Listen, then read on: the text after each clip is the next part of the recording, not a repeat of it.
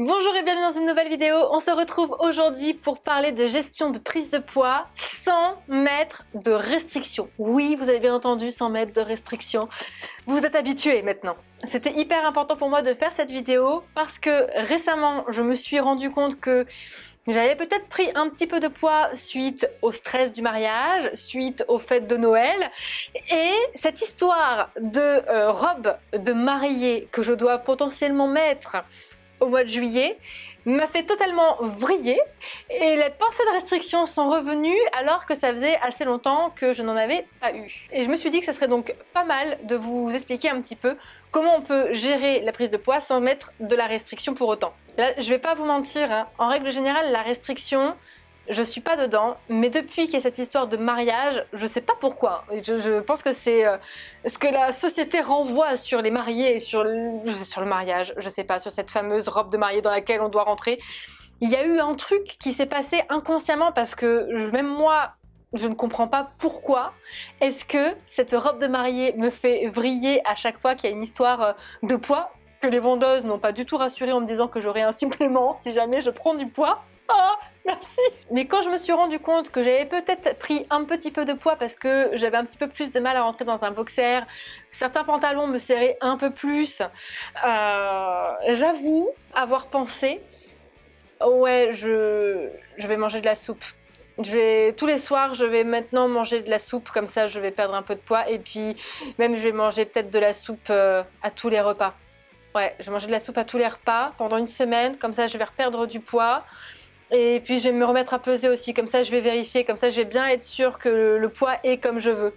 Heureusement pour moi, je ne l'ai pas fait. Donc comme quoi vous n'êtes pas les seuls à qui ça arrive. Ça peut m'arriver aussi. La preuve en est, c'est que même si on est sorti en fait du trouble du comportement alimentaire, même si on n'est plus dans de la restriction, vu que ça a quand même dominé une partie de notre vie, ça va avoir tendance à revenir parfois et surtout à revenir dans des moments de vie en fait qui ne sont pas habituels. Moi par exemple, cette histoire de préparation de mariage, cette histoire de devoir rentrer dans une robe de mariée, c'est pas quelque chose d'habituel que je vis, c'est vraiment là depuis 1 an et demi où je sens que mes pensées de restriction n'ont lieu que par rapport à cette histoire de mariage, parce qu'en soi, peu importe mes autres vêtements, peu importe mes autres robes, peu importe les autres événements de vie que je vais pouvoir avoir, je m'en fous en fait de prendre du poids. Mais là, blocage psychologique mis en place. Mais donc du coup, je n'ai pas mangé de soupe, hein, bien entendu.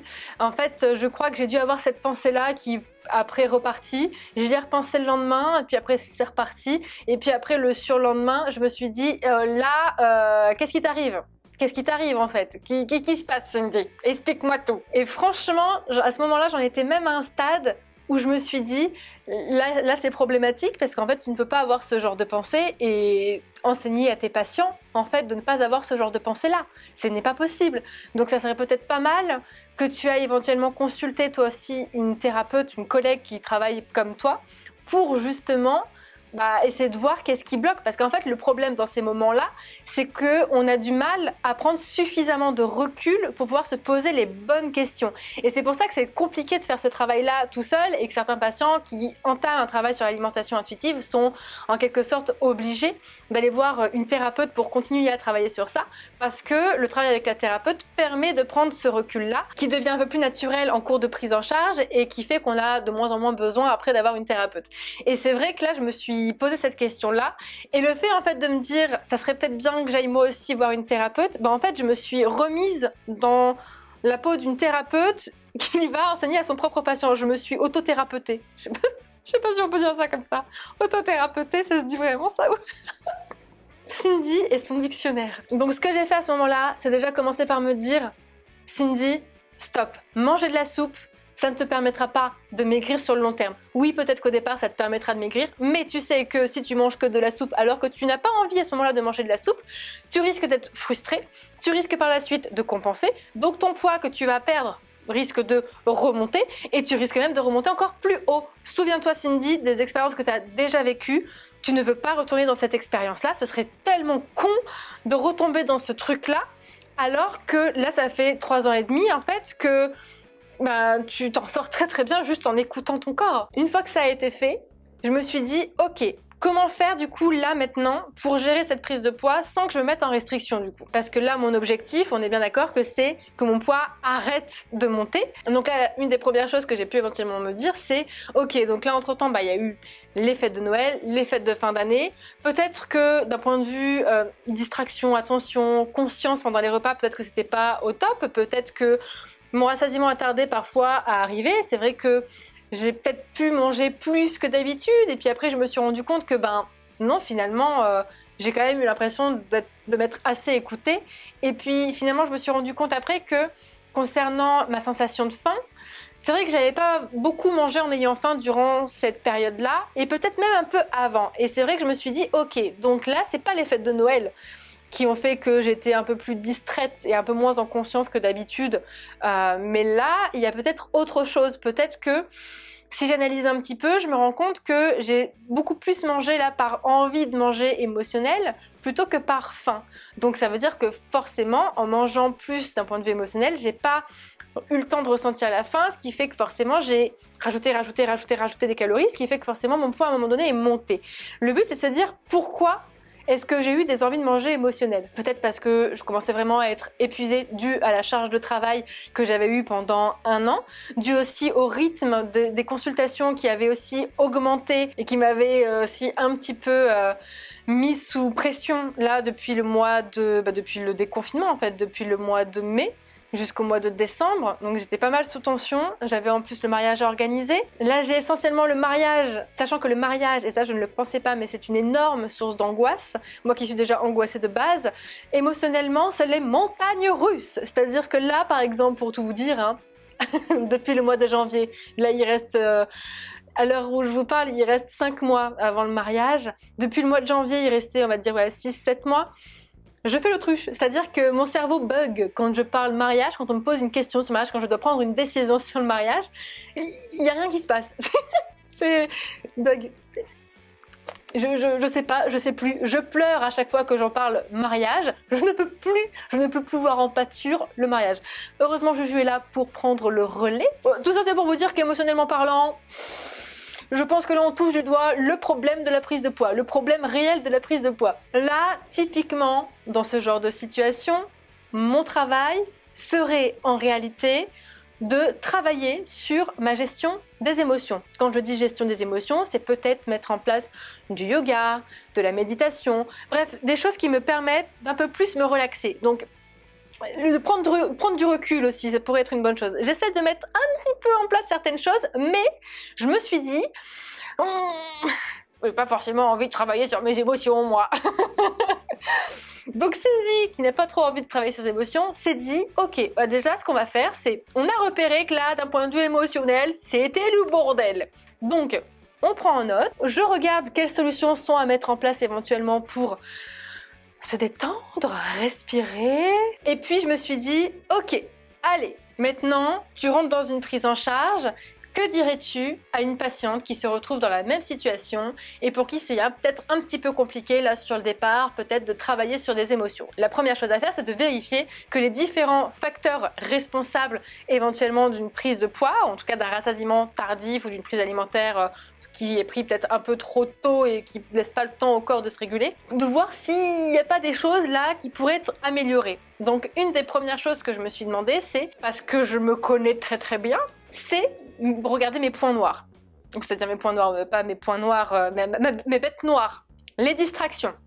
Cindy, est-ce que là, dernièrement, tu as réussi à ne pas avoir de distraction telle que tu n'es pas absorbé par la distraction au point de plus être en conscience au moment des repas? Déjà là, je me suis rendu compte que, en effet, depuis plusieurs semaines, il était compliqué de ne pas avoir de distraction pendant mes repas et d'autant plus des distractions prenantes. J'avais tendance à ces moments-là en fait à vouloir totalement me déconnecter parce qu'à chaque fois que je me ressente sur le mariage et sur le fait que ça avance et sur le fait que on va être en retard et sur le fait que j'ai peur qu'en fait de pas pouvoir avoir la possibilité de tout faire ce que j'avais prévu. Ouais, j'ai bien mis le doigt sur le problème.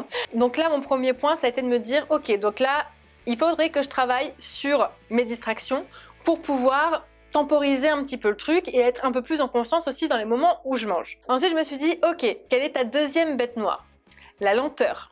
Alors, en soi, quand on regarde mes vidéos, on pourrait se dire que je mange hyper lentement. En fait, je pose très souvent la fourchette, je mange, je pense, lentement, mais je ne mange pas suffisamment lentement. C'est-à-dire que je vais poser mes couverts, par contre, des fois, je me rends compte, et notamment quand je suis avec une distraction, que je ne prends pas le temps de mâcher suffisamment. Et donc ça, par exemple, c'est les points que j'ai voulu travailler en priorité pour pouvoir faire en sorte que mon poids arrête de monter, et ce qui clairement a été le cas après par la suite. Je me rends bien compte que déjà rien que le fait d'avoir modifié ça, d'avoir commencé à prendre un peu de recul sur mes émotions, d'essayer de prendre du temps, de prendre le temps de respirer, de me laisser le temps de faire des pauses aussi quand je ressens le besoin de faire une pause sur ma journée. Mais déjà, je vois là que le poids, il s'est stoppé. Après, bon, de là à dire qu'il est redescendu, étant donné que je me pèse pas, je pourrais dire que oui, mais j'ai pas envie de vous mentir, donc je n'en sais rien. Je sais juste là, à l'heure actuelle, que ça va. Mes vêtements ne me servent peut-être pas autant qu'il y a quelques semaines, et que j'arrive plus facilement à rentrer dans le fameux boxer de référence qui me fait dire que des fois j'ai peut-être un petit peu pris du poids. Mais ça, c'était pas la première fois, mais d'habitude ça me pose pas forcément de soucis. Mais là, comme je vous l'ai dit, oui. Et après, pour les autres facteurs, je savais que moi ça me concernait pas et que j'avais pas forcément besoin de travailler sur ça parce que j'étais ok sur ces facteurs-là. C'est notamment, est-ce que les aliments que je mange me procurent du plaisir? Moi, là, à l'heure actuelle, tout ce que je mange me procure du plaisir, donc je savais que ça, j'avais pas besoin de travailler là-dessus. L'autre facteur, ça va être, est-ce que l'aliment que je mange me met en totale sécurité? C'est-à-dire, est-ce qu'en mangeant cet aliment-là, j'ai peur de grossir ou pas? J'ai bien conscience, personnellement, qu'en mangeant n'importe quel type d'aliment, c'est pas ça qui va être responsable de la prise de poids. Donc mon problème, la soupe ou pas soupe, en final, ça change rien. C'est juste, en fait, j'aurais très bien pu me dire, je vais boire de l'eau, en fait.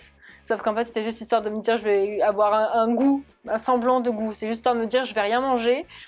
Et puis en fait, forcément, vu que je vais rien manger, je vais perdre du poids. Mais c'est pas cohérent et c'est pas constructif du tout comme façon de voir les choses. Si on prend bien du recul sur tout ce qu'on a pu vivre, c'est tout ce que je peux raconter en règle générale. C'est important aussi parce qu'au final, si vous prenez pas de plaisir à manger les aliments que vous mangez, vous allez avoir du mal à vous rassasier, vous allez avoir tendance à manger un peu plus. Et si vous n'êtes pas en sécurité avec les aliments que vous mangez, c'est-à-dire que vous pouvez très bien vous dire, vas-y, je me lâche, je vais manger que des Kinder Bueno parce que j'adore les Kinder Bueno. Le problème, c'est que si vous mangez le Kinder Bueno, ça va vous faire plaisir, certes, mais c'est pas tout. C'est que si vous mangez le Kinder Bueno en n'étant pas persuadé qu'en le mangeant, vous n'allez pas grossir, il y a des chances que votre rassasiement tarde aussi à arriver et que du coup, vous finissiez par prendre du poids sur le long terme parce que cette peur de prendre du poids a enclenché une émotion négative alors que normalement, c'était censé vous apaiser de manger ce type d'aliment-là.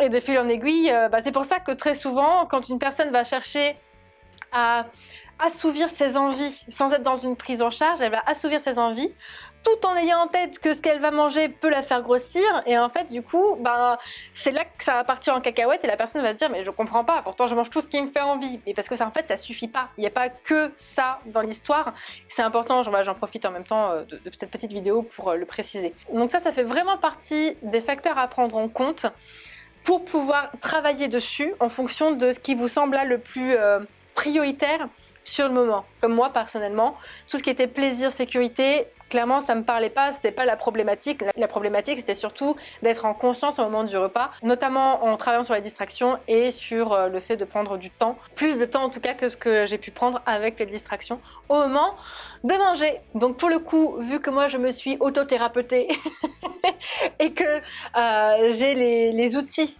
pour pouvoir mettre certaines choses en place, finalement, ça me semble plutôt logique et j'ai plutôt bien réussi à mettre en place ce que je voulais mettre en place.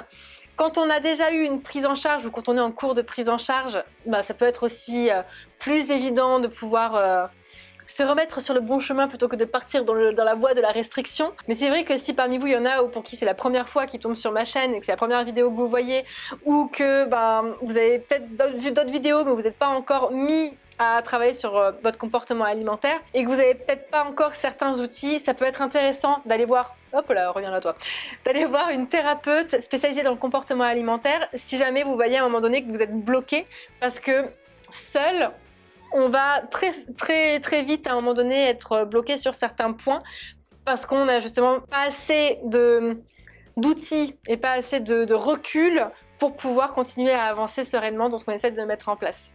Je suis en train de me demander si je vois d'autres facteurs qui pourraient être intéressants d'observer. De savoir, alors ça me semblait, bah oui, j'en ai un, mais moi ça me semble tellement logique que c'est de savoir si vous mangez en ayant faim ou si vous mangez sans avoir faim, c'est-à-dire que par envie de manger émotionnelle ou par habitude. Donc moi par exemple j'avais analysé dès le départ que je mangeais peu souvent en ayant faim sur cette période en particulier, que c'était plus des envies de manger émotionnelles. C'était pas par habitude, c'était pas par compensation émotionnelle. J'avais déjà bien remarqué le problème parce que je savais, je pense, direct quel était le problème. Donc c'est pour ça que je l'ai mis un petit peu de côté en me disant je vais quand même travailler un minimum dessus et je vais en même temps peaufiner certains trucs qui sont peut-être passés à la trappe de par le problème que j'avais de base. Le fait de savoir est-ce que ça vous arrive souvent de trop manger ou pas, mais du coup ça revient au même, ça veut dire que si vous êtes dans un stade où vous avez cette sensation physique d'avoir trop mangé, très souvent c'est parce qu'il n'y a peut-être pas eu assez de conscience au moment du repas. C'est souvent lié en général avec des distractions, que ce soit des distractions en rapport avec des discussions, des vidéos, le travail, les pensées même. Donc le tout c'est de travailler sur ça pour faire en sorte d'être un peu plus en conscience au moment du repas et que ça arrive moins souvent. En tout cas voilà, là le but de cette vidéo c'était de pouvoir vous mettre sur des pistes qui soient autres que restrictions à travailler pour pouvoir mieux gérer la prise de poids que vous pouvez éventuellement avoir de manière soit ponctuelle, soit de manière récurrente. Mais je vous inviterai toujours à aller voir une thérapeute qui sera spécialisée dans le sujet, histoire qu'elle puisse bien vous accompagner et que vous puissiez aussi avoir plus de facilité à mettre les choses en place. Et c'était important pour moi aussi de vous parler de ce qui m'est arrivé récemment, parce que j'ai pas mal de patientes des fois qui vont être mal d'avoir eu des pensées de restriction ou qui vont être mal d'avoir même songé à se remettre en restriction. Et je pense que c'est important de dire que même moi parfois, c'est rare, mais ça peut m'arriver, d'autant plus depuis cette histoire de mariage, d'avoir des pensées de restriction qui vont revenir, d'avoir parfois du mal à prendre suffisamment de recul. Mais ça fait partie du taf, et c'est en arrivant en fait à contrer au fur et à mesure ces pensées de restriction qu'elles vont être de moins en moins présentes. Moi je sais que la grosse pensée de restriction que là j'ai eue récemment, vu comment j'ai réussi à la contrer et comment j'ai réussi à prendre suffisamment de recul, je sais que il y a peu de chances là que j'en ai une dans le même genre qui arrive prochainement. En tout cas, voilà pour la vidéo d'aujourd'hui. J'espère qu'elle vous aura aidé, que vous pourrez éventuellement mettre quelques petites choses en place. Et comme d'habitude, si c'est toujours pas fait, je vous laisse liker la vidéo et vous abonner en activant la petite cloche pour être alerté de toutes les notifications, pour avoir une notification, pour avoir toutes les notifications, pour... vous m'avez compris quoi.